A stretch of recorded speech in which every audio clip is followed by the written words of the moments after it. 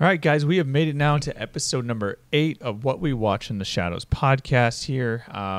Pretty impressive, kept it up this long going. June was a pretty decent movie month. I literally was about to pull the numbers in and look up my count. Like I said in a previous video, I kind of do like a little stacked area of the movies as I watch them and kind of pile them go, so I kind of just keep track. And when I was looking at that pile, it just seemed very low. And then I checked my numbers and I'm going, wow, I watched 28 movies for the month of June, which I know is a crazy amount. But, you know, when you got a lot of couch time with a newborn and everything, you know, it's kind of like, well, what do? You watch movies. But then I also come to realizing, well, a fourth of those movies was from one specific, one literally individual movie container. 7 of them in total, I believe, 7 or 8.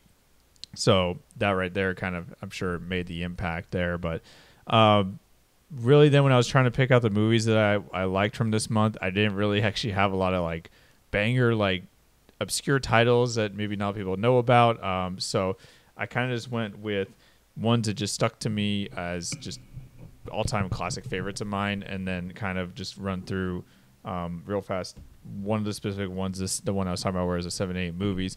I went through the entire Leprechaun series, and I'd never seen any of the Leprechaun movies before in my life, so it was a first time watch for these for me. And the first 1 or 2 are I think very funny and enjoyable horror movies. They're comedy horror movies, so they're not meant to definitely take. I mean, horror in general is not supposed to be taken really too seriously, but they're literally labeled as comedy horror movies, especially with the Leprechaun character and the jokes. And Willow Davis just kills it. He's awesome in these movies and that sort of thing.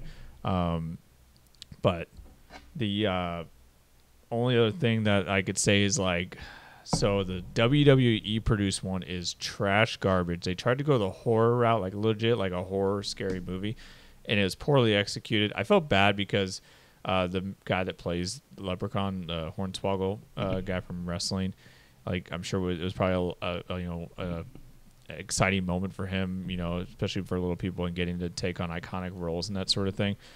So to have like that, and I just realized I said Willow Davis. I meant to say Warwick Davis. He's in Willow, but his name is Warwick Davis. It's like you couldn't even tell it was him playing it because these shots and the character and everything are bouncing around all over the place, the Leprechaun in that movie. So you couldn't even tell it's him that's playing it. I thought it was actually going to be him, like actually kind of looking like, you know, the Leprechaun up here and everything, but very disappointing, very like CGI'd almost, and just kind of overly done prosthetics, so you couldn't even recognize him. So kind of felt bad for him. I wish he did an actual, like, you know, Leprechaun movie. But then the very last one, which is Leprechaun Origins, which was a sci-fi direct-to-DVD or TV movie, wasn't actually that bad. It was a completely different actor that played Leprechaun. I forgot the name of the person. And it was supposed to be a direct sequel to the first one because first of all, I didn't know the first one. Jennifer Aniston's in it. Oh my God, that was mind blowing. She's super young. It was like a year before Friends was airing on TV. So that was pretty crazy. But it's her daughter, like set, you know, 25, 30 years later from the first one into this next one. So pretty cool. And it's actually called Leprechaun Returns. And so that was pretty interesting. And some of the kills were really good in it. So it's actually not a bad watch. For me, especially a TV movie, you could tell. I didn't think it was that bad. But then you get some of these ones where like he's in space and it's just over the top CGI. And some of it's kind of hilarious and it's just silly, but still funny. In the Hood ones that were probably some of my least favorites. The Vegas one was okay, except the main guy was just a terrible actor.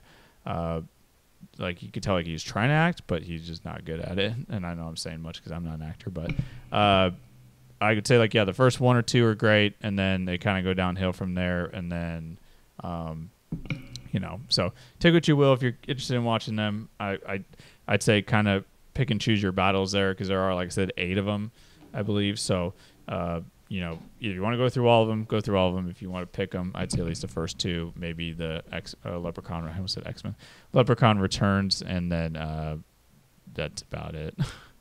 So that being the case, the movies that I picked out to do reviews on, I'll do the first. I guess probably I know the other ones are probably gonna be kind of silly picks, but I watched them and it just hit again. I'll explain here in a bit, but First one, this is another first time watch for me, a movie I'd never seen before with Liam Neeson. It was a Sam Raimi directed movie. It's called Darkman. I've heard of this movie, all about it, and never got around to it. So finally picked up the steelbook of it at Scream Factory. So really, was looking forward to watching this movie, and it was really good. It's definitely campy. It's kind of reminds me of Dick Tracy type vibes with the gangsters and everything, but Liam Neeson is basically this scientist that's trying to develop this synthetic skin to help burn victims. And he is getting close to completing it. He gets attacked by this mob or trying to find out this stuff. And then he ends up being kind of like a burn victim. And he's trying to develop the thing to kind of cure him.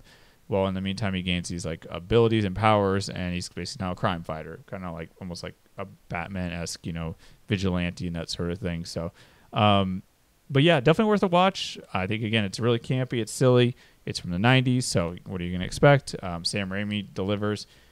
I always think he's a great director with some of these more cheesier type movies. So Darkman's definitely worth a watch. I know there's 2 sequels, correct me if I'm wrong, 2 or 3, and I hear are terrible trash, so I probably won't ever, unless I find them on physical media, I don't know if I'll ever watch them. So. Okay, nothing more fun than doing a podcast. So you try to say you do it all in one take, and the camera battery dies. So picking it up where I left off here. The other 2 movies I was going to pick out from this month's stack is 2 movies that just like so it's the 2 Avenger movies, Infinity War and Endgame.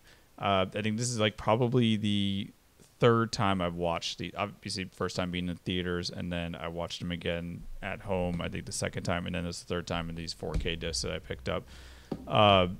And every time it's just, I feel like it's such a once in a lifetime moment in like cinema history for these like superhero movies, because they did something from start to finish that we have yet to be it probably will never be replicated, what they were able to achieve in a just over 10-year span of starting with one character and connecting almost 20 movies or whatever it was all into these characters in different worlds and different universes to be in this single, or double feature movie to kind of wrap it all up into place. Especially what gets me every time, literally even when I watch the theater, the 2nd time I watch it, and then the 3rd time when I watch it, I lose it for, first off, Captain America's, Avengers Assemble moment in line, whatever you want to call it in the movie, and then spoiler alert, Iron Man's demise in the end and everything like that. It's so good. Like the timing of everything in these movies is just on point and perfect, from the action scenes to going from when it's a good time to be comedy and when it's a good time to be serious. The character development, you have all these different characters that you're trying to give these screen times to, and connecting their stories and everything like that. It's just so well done, and I literally could watch. It's just probably some of those movies I feel like you could watch, over and over, never get bored again, never repetitive. And these are probably some of those movies, because I can watch them again and again, and it never gets boring. The jokes never get old. The action scenes are always on point. The acting,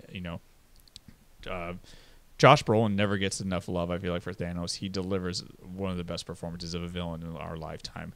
Robert Downey Jr., Chris Evans, all these guys just deliver. So I watched those, and again, like I said, I waterworks for a couple of those scenes there, but it does, and it makes you kind of bummed because of where Marvel is at with their cinematic universe and everything. Like literally after these finished, I think I've seen 2 or 3 of the Marvel movies since, like Spider-Man. We got Spider-Man, 2 Spider-Man movies, I believe, actually, since these ones came out, and then the Thor, Love and Thunder, and then Guardians of the Galaxy Volume 3. So it's just like, and I haven't seen any of these other these characters they're introducing, because they don't make it appealing, that sort of thing. So I don't know. That's just my take. But yeah, those are my movies this month. Like I said, unfortunately, nothing exciting. Now that I'm sure you guys saw a theme there where they're steelbooks. I wanted to get through all my Steelbook movies that I had piled up that I need to watch. So I'm pretty much down to 2 or 3 left, and then I should be good. And I want to actually focus on Criterion this month because I have, I think, almost 10 movies I need to watch that are from Criterion. So look out for that probably being for July's reviews, Criterion movies, because I want to actually do a Criterion collection video. So in order to do that, I need to catch up on my Criterion movies. And then by the time I do that, I'm probably going to have to do my updated Steelbook collection. I think that's around August timeframe. That's when I do that update video. So look out for that as well. But anyways, this is episode 8 of What We Watch in the Shadows. Hopefully double digits here in a couple months. So I hope you guys enjoyed this long formatted videos and you stuck around for them or watched them. Appreciate it. Comment below if you like. Let me know what you think of them or any advice, input, comments, concerns, that sort of thing. And down below, I appreciate the feedback. And I'll see you guys in the next video. As always, take it easy. See ya.